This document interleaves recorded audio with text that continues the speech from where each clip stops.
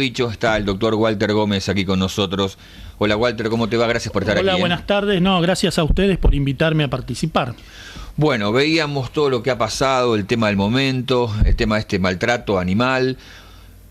¿Va a ir preso, puede ir preso esta persona que ahorcó a su perro allí en el domicilio de Beltrán? Sin conocer las contingencias procesales de este caso, sí, todo lo que se hizo público, tengo mi casilla de golpe, abrí y me encontré con cientos de mensajes sobre este tema. En principio no, porque la ley tiene penas muy benignas, de 15 días a 1 año de prisión, no tiene más que eso. Indudablemente es excarcelable y después, aún condenado, es muy difícil que haya prisión efectiva. Para que hubiera prisión efectiva tendría que haber muchos antecedentes, es decir, en principio te diría que no. Es más, nosotros tenemos una institución que es la suspensión del juicio a prueba, en la que muchas veces, para no ser condenados, aquellos que están imputados de un delito piden suspenderlo y hacer tareas comunitarias y hacer algunas actividades.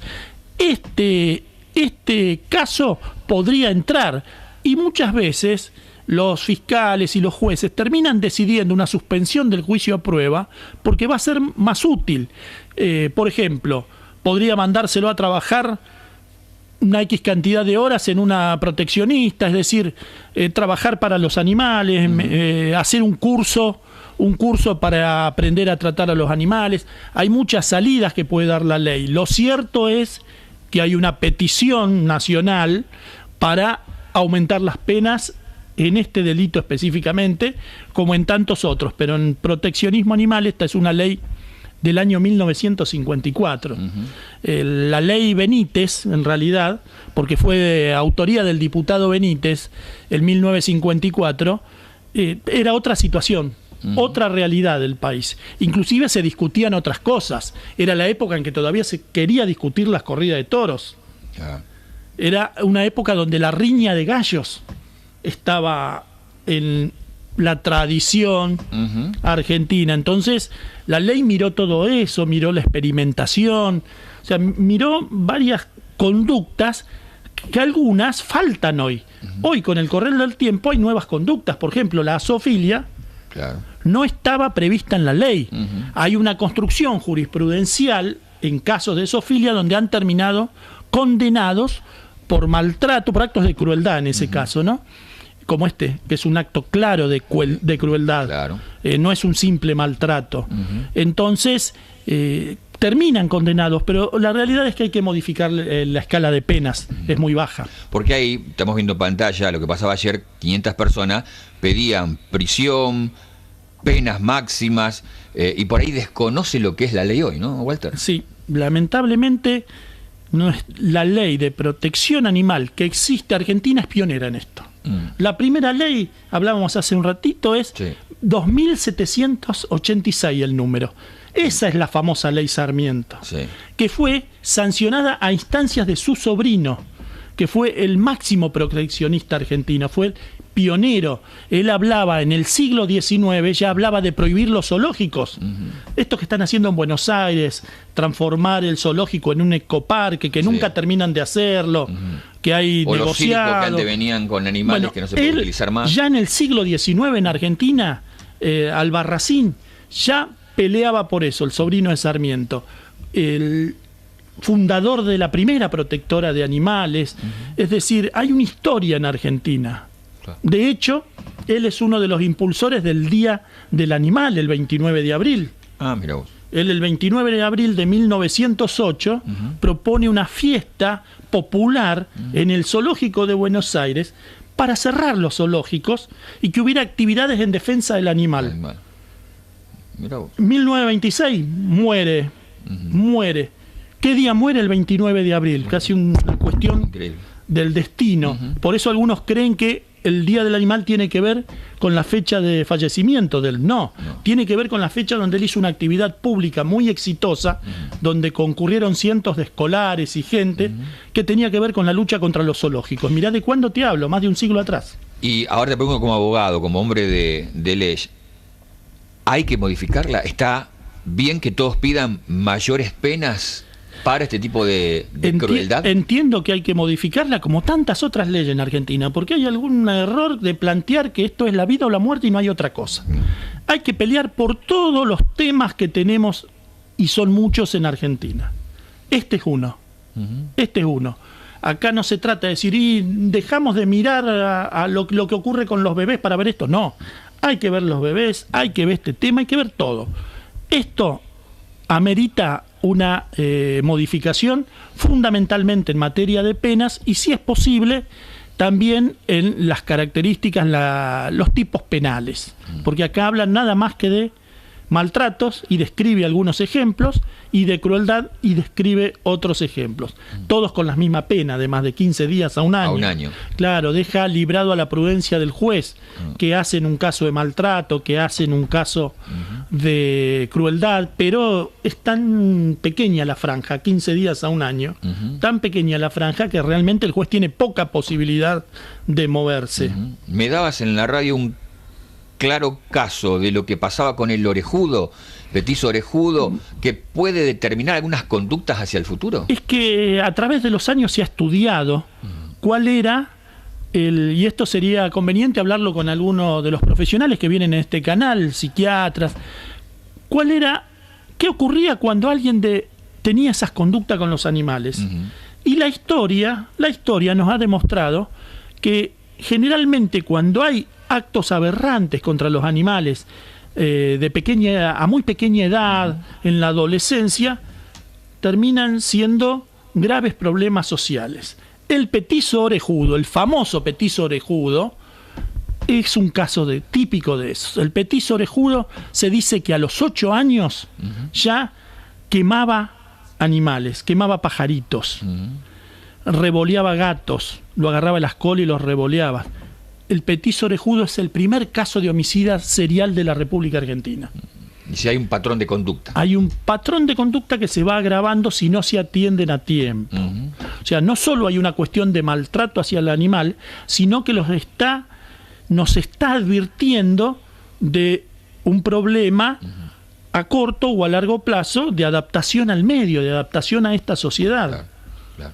Entonces, se está trabajando para modificar la ley, pero vos también me decías que hay algunos que lo hacen de corazón, de capacidad, pero hay otros que están especulando y tratando de ver si no hay un negocio detrás de la modificación de la ley. Sí, lamentablemente sí.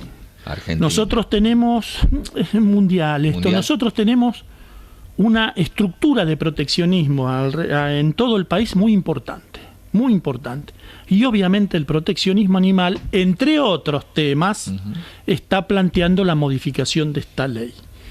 Pero convengamos que cuando vos impones penas, cuando prohibís conductas, una de las conductas que esta ley tiene prohibida son, esto es simple, riña de gallos, corridas, pero se quieren incorporar las carreras cuadreras y la doma, se quieren incorporar un montón de conductas donde ya se estarían afectando negocios puntualmente. Esto lleva a que mucha gente esté a la defensiva, y aún el solo hecho de modificar las penas ya lo pone a la defensiva de tratar de impedir la modificación. Por ejemplo, en principio en esta ley está prohibido hacer experimentos con animales que no tengan un fin terapéutico, bla, bla, bla, y después la jurisprudencia explicó bastante eso. El año pasado, entre gallos y medianoche, se aprueba en la Cámara de Diputados de la Nación un proyecto de ley autorizando la experimentación con animales. ¿Cualquier tipo de experimentación? Y ahora voy. La experimentación con animales está siendo perseguida en el mundo. Europa fueron los primeros, pero en Estados Unidos, en Canadá, se empezó a prohibir. ¿Qué pasa? ¿Hay formas alternativas de probarlo? Sí. La industria cosmetológica, sobre todo, es decir, cuando ustedes usan cremas, se prueban primero en animales, porque es más barato probarlo en animales que hacer los modelos de simulación y demás.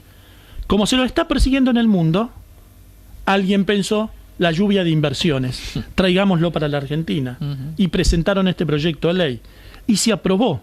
Los proteccionistas están actuando para impedir que esto se transforme en ley, al menos en Argentina, porque en realidad lo que vendrían acá la parte de los laboratorios que haría la experimentación.